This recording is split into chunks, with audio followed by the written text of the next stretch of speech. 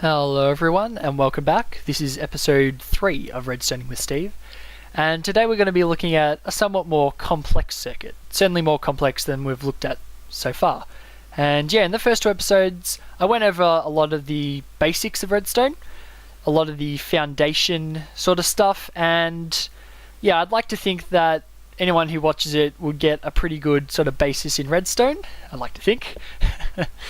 But yeah, now that we've gone over those sort of basics, I'd like to get into some more complex circuits. And we're going to start off today with the TFlipFlop circuit. And in this video, I'm going to be going over both the piston-based version, which most people are actually familiar with, and also the logic-based version, which is the real old-school version. So we're going to start off with the piston version here, and we'll jump straight into it. So to start off here, I know a lot of you will be asking, TFlipFlop, what the hell? Basically, a TFlipFlop, there are a couple of ways to explain it.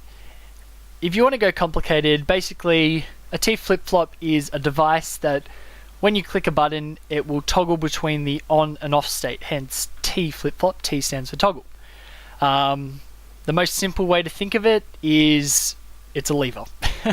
That's pretty much all it is. A TFlipFlop acts as a lever, but you don't actually have to use a lever.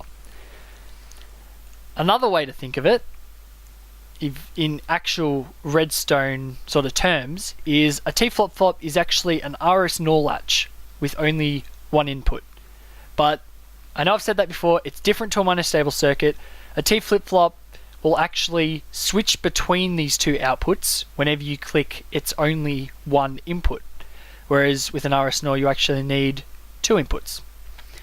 So any of those definitions is a TFlipFlop, and basically I've got the piston version of a TFlipFlop here, very simple. I'm actually going to feed an output through to you. And this is, let's call this toggle off. This is our off state.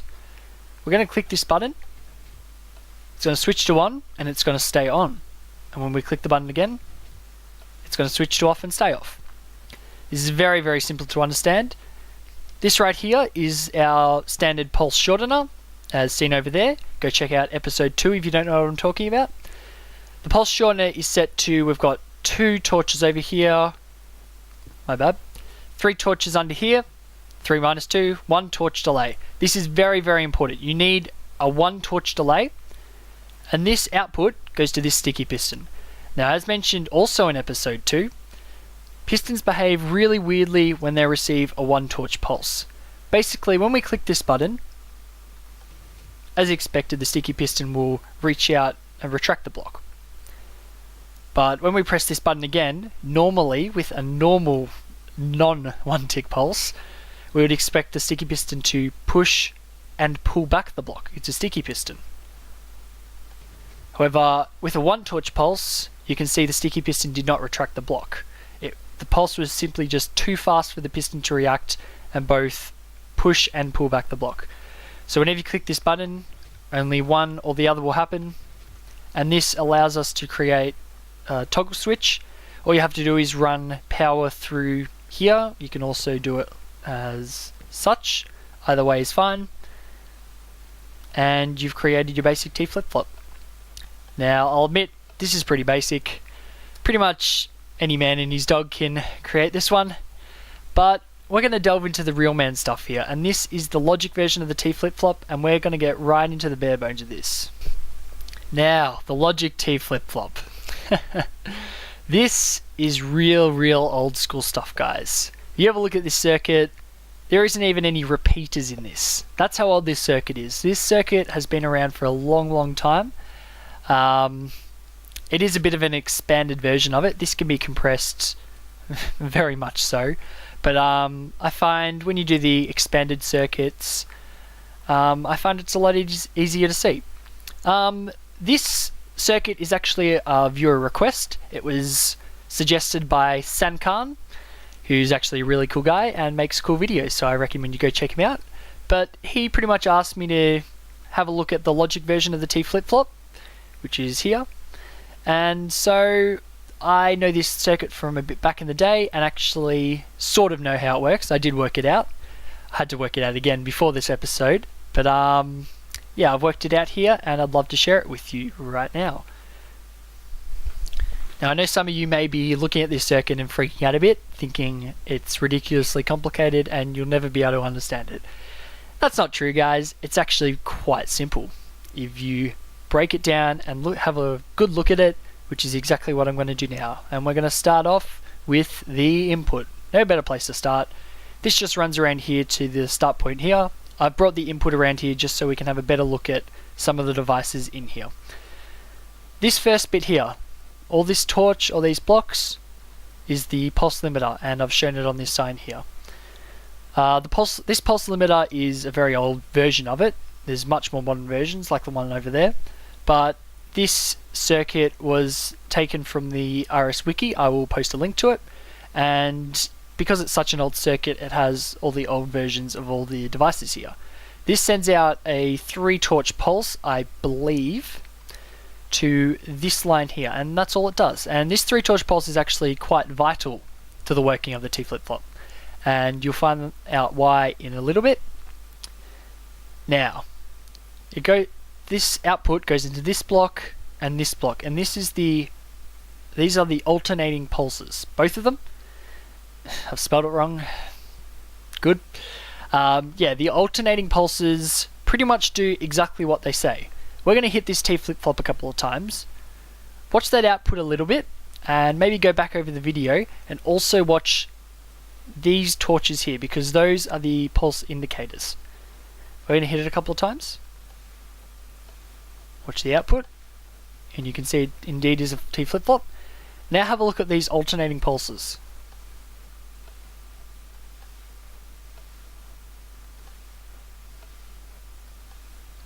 And you can see quite clearly that only one of these will fire at any time. Now we move on to the driving mechanism essentially for the TFlipFlop, and that's this blue portion here. And I made these blocks lapis blocks for a reason, and that's because they're all connected in some way. Now I'm going to claim that this section of 4 blocks, or at least a part of it, is just an RS NOR latch with a little bit of sort of mess added onto it, as I've got marked here. Now you may not believe me, but bear with me. We're going to ignore this block, and we're also going to ignore this block for the time being. Now if you have a look at this sort of square here, with this torch and this torch is powering this block, and this would be powering this block if it was powered. Looks a bit familiar now, looks a little more familiar. I've extracted it here. It's just an RS NOR latch. So basically, when this is on or off, the output is on or off. So that's pretty much what drives the whole mechanism. It's what provides our either on or off state. Now, how we switch this RS NOR latch with only the one input is because of this block and this block. Now let's have a look at the current state. We have a 3 torch pulse coming through here, remember, which is it's sort of an anti-pulse, I guess you could call it. It turns off for 3 torches and then back on, and it goes to this block and this block. You can see this block is already being powered by this torch. One of these torches is on, one of them is off.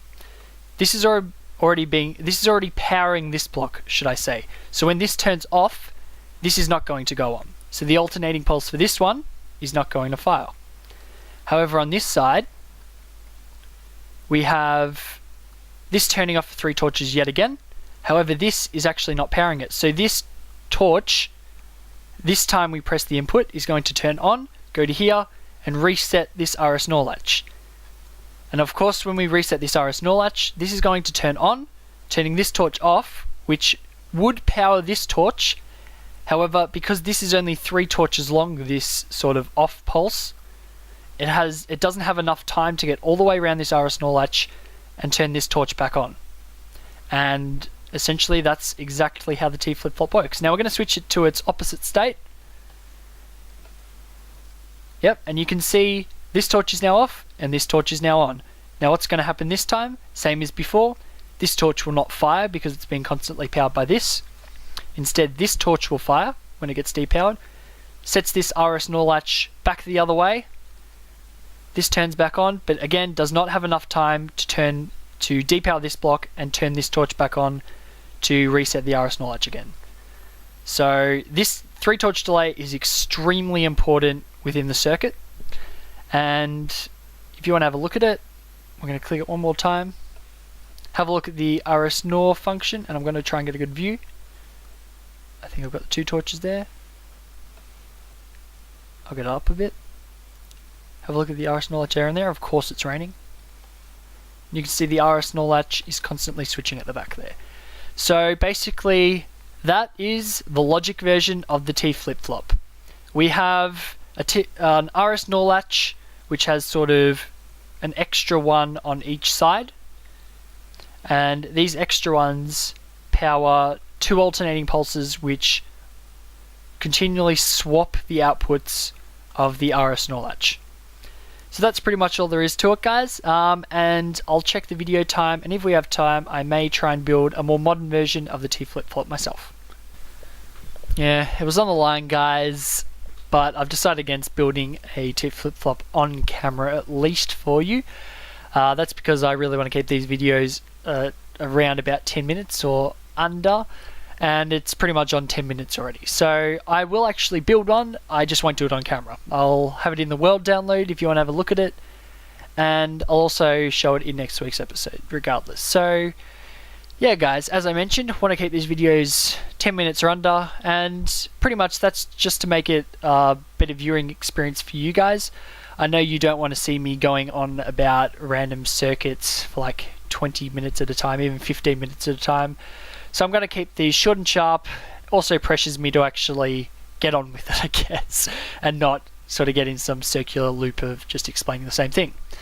Also, I'm going to be trying, well, I have a lot of spare time now, so I'm going to be pre-recording a couple of these beforehand and editing them together, and I'm going to try and release these weekly. So I'm going to try and make this a bit of a weekly thing, so you guys can get your weekly fix of how to redstone, I guess.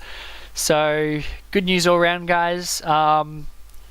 Make sure you suggest stuff. This was a viewer suggestion. By the way, I'll put your channel in the description. I'll put his channel in the description for you guys to see. He's a really good YouTuber, Sancarn.